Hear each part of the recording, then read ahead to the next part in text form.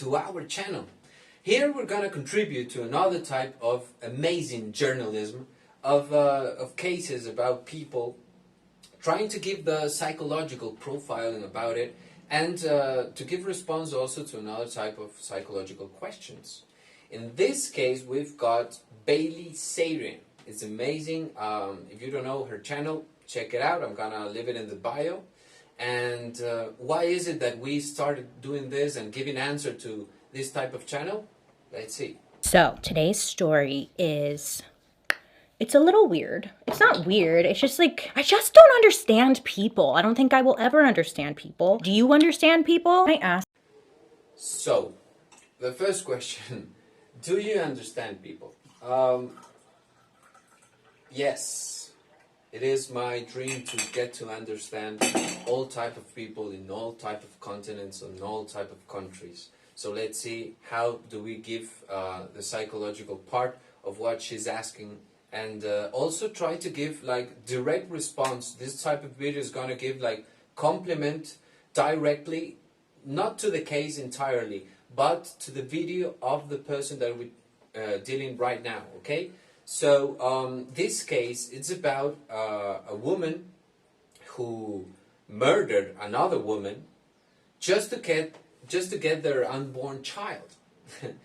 I'm laughing, sorry. It's just because I'm not good at English. It's not my native language. So if you see me pronunciating wrong, or if you have another type of words that you can tell me to use better, we'll make it in the channel so you can make it best for you.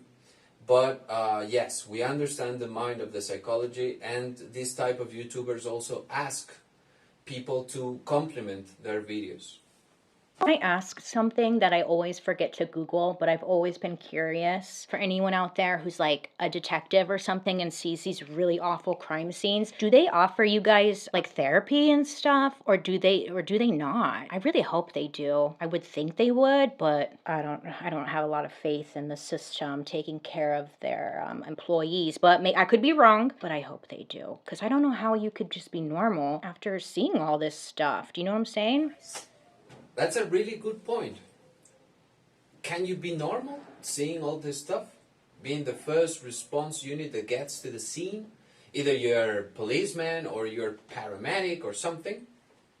Well, the thing is that, no. The thing is that it has to catch you. It has to get your emotions. In order for you to be emotion, you can be normal. You can like get from one thing to another and you can digest it.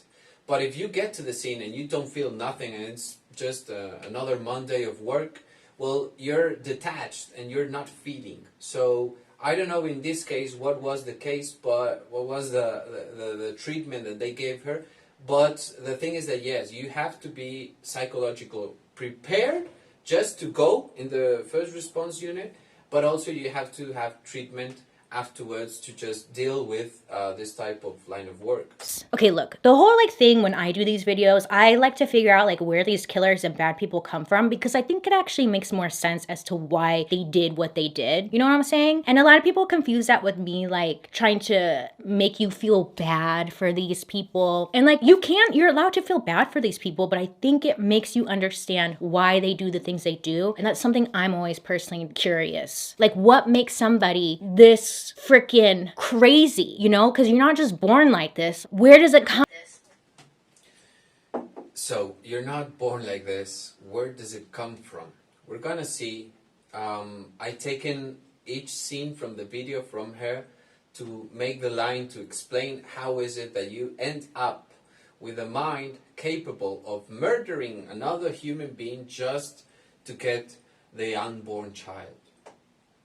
Who the heck was Lisa Marie Montgomery? Well, Lisa, she was born on February 27th, 1968 in Melbourne, Kansas. Her mother, Judy, I don't even know how to say her last name, something like that. Anyways, she was addicted to alcohol. okay, which caused Lisa to be born with permanent brain damage. So don't drink when you're pregnant. Step one. Thank you. Lisa's father was in the military and he just like wasn't around much, apparently, allegedly. Lisa and her half-sister Diane, they were raised in a home where physical, emotional, and sexual abuse from Judy and her boyfriends was like an everyday routine. Sadly, they were beaten with brooms and belts and just really cruel punishments like taping their mouths shut or putting them out in the snow naked. So at the age of 8,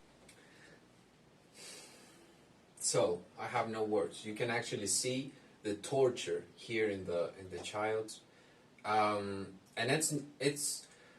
it's worse than torture, because if you are a soldier, if you get caught, if you are being tortured by someone when you're adult, you know that other people like want something from you, or you have done something wrong, or you can escape, or all right, this is bad, but there is something in life outside here that's good, so you can actually have hope. But in this case, you don't have hope. The only people that's supposed to love you and protect you are the ones that are making the worst kind of harm, and they don't care. So you don't only receive total abuse and tortured physically and mentally, but your psyche, your structure, is coded so that you don't have hope or don't enjoy life at all, and you just like shut down your emotions, or you shut down yourself, you know?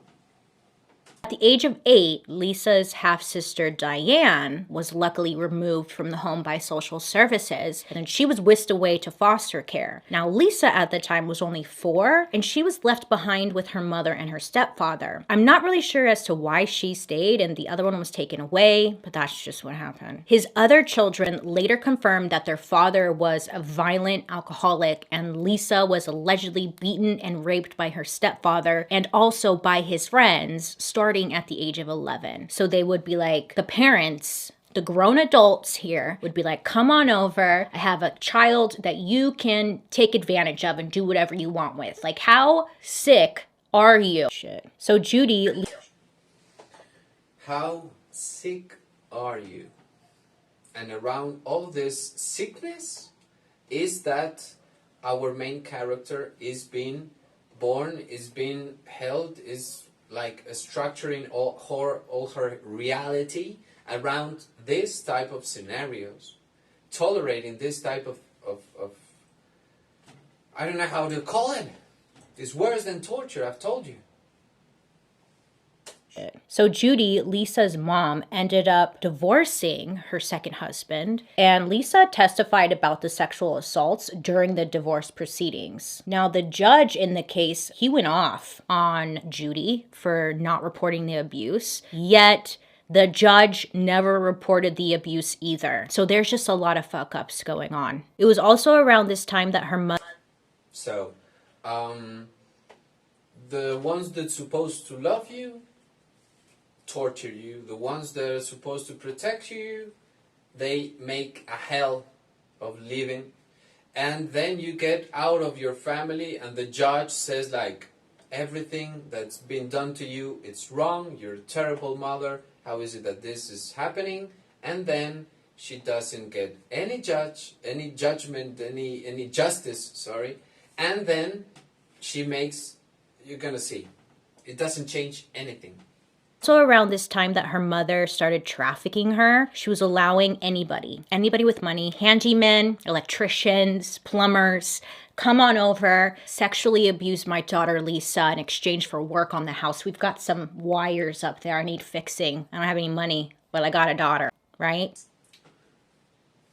Now we've got the kid that is an only child, because apparently she's not worth saving.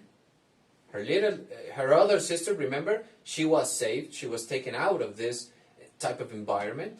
So she stays. She knows she's not deserving of help. The judge system doesn't give her justice. And then her own mother is making her is making her a prostitute for a bill of light, of water, of anything, just making her like feel like garbage, you know. At one point, Lisa tried to escape the chaotic home by marrying her stepbrother. His name was Carl Bowman in 1986, and she was only 18 at the time. She saw it as like her way out, but the relationship was not the escape from violence like she was hoping it would be, because this guy was just as bad as all the other ones. So at one point, one of Lisa's brothers found a home movie of Carl raping and beating Lisa. He described it as violent, like a scene out of a horror movie. He was just absolutely sick from watching it, and yet had no idea what to do or how to talk to Lisa about it. So friends and family, they did. So we've got her like not giving up on life, not trying to commit suicide. She thinks like, let's get out of here, let's make something of a change.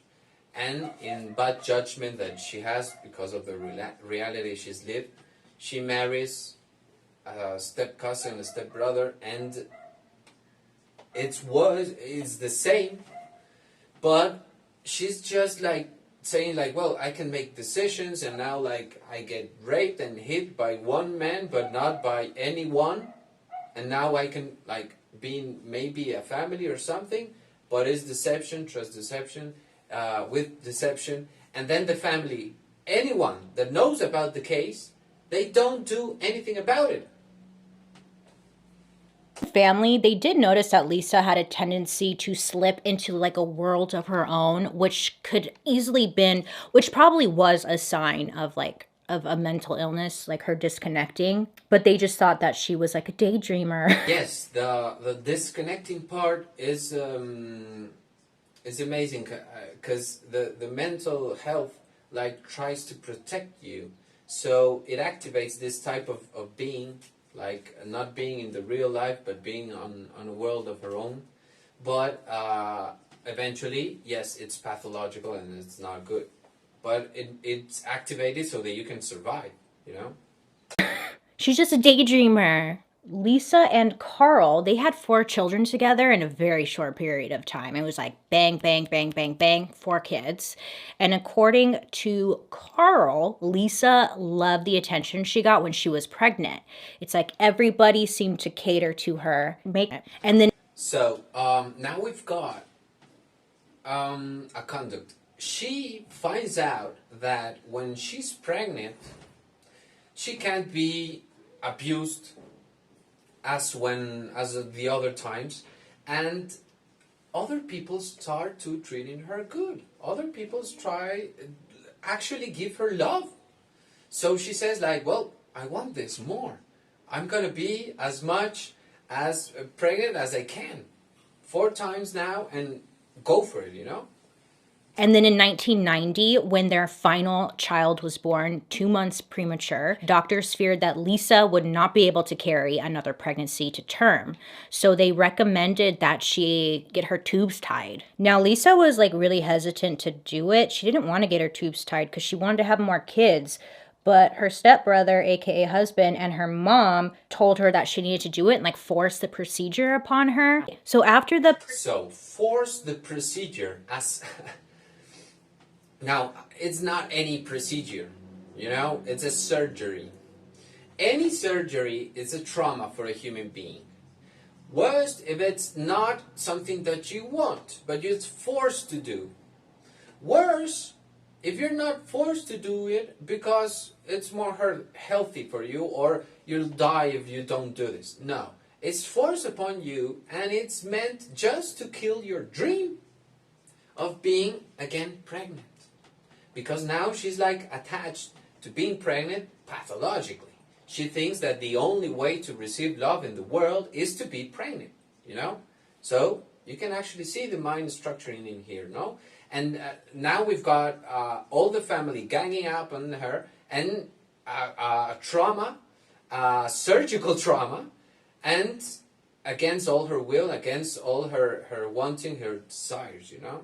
Procedure, Lisa ends up claiming 2 different times that she was pregnant, and Carl, her husband or stepbrother or whatever he is, he's like, you're not pregnant, there's no way, like, you're lying, you got your tubes tied, you're not pregnant. And Carl is just sick of her shit, so he ends up divorcing her in 1993.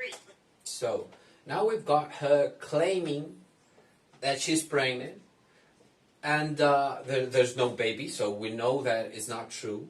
But we don't know in this moment if she already lost her mind, and right now she's saying this because she actually believes she's pregnant, or she's saying this just so that she can get off with a lie and be treated well again. That is a bit more healthy, but still is not good for anybody to be this type of liar, you know? Lisa took the 4 children to live with Kevin Montgomery, this new man. Kevin had 3 children of his own, and he lived with his parents. And 2 years later, in the year 2000, Lisa and Kevin got married. So during her marriage to Kevin, she claimed to be pregnant 3 different times. So Carl, her... So we've got a new change. She gets out, she's divorced, not by her decision, but because another deception, because another trauma that the husband says, like, you're a liar, go away from me. And she just manages to get someone quick, you know? It wasn't that quick, but she managed to get someone not only that wants to be a father, because he already is, but also a home with a mother figure. So she wants love, she wants to be pregnant, she wants to be cared of, and right now she wins a husband, a family, and maybe a mother. So she's like, I can actually maybe make something of my life. So Carl, her ex-husband, planned on exposing her lies when taking her to court in order to gain custody of the 2 of their 4 children together. Lisa, alongside her long history of trauma and severe mental illness, felt extreme pressure and... So, we've got now a huge war, open fire, lawyers, all of it, and she is against the wall. Like, maybe I managed to get this for myself, but now my ex is wanting war with me, and I keep lying and stuff, and I don't know if I can manage all of this. And more trauma, more stress add to the situation. Pressure and need to produce a baby in order to counter the charge of lying about her pregnancies and to stop Carl from getting custody of the children. So now we've got the finale of the video is how she just got this idea on her mind, like really, really deep, that if she proved that she wasn't lying, maybe all the trial, all the war would be over and she would win. So in this mind, you can actually see all the steps we've gone, and right now she just gets the decision to find someone that's pregnant, be friends with her, befriend her, and then kill her, grab the baby out, and take the unborn child to her own home and tell her husband that she had it in home or she had it in some other place, but doesn't know she doesn't know the whole story. Then they come the police, they find her, they discover all the thing, and she was saying like, no, I had the baby in my home and I threw the placenta to the river and whatever, you know. But right now she's already lost it and with the baby on her hands and just hoping that things go well, you know. And it's heartbreaking and it's horrible, but at the end she's not the only victim, but she gets on her head and actually kills another person.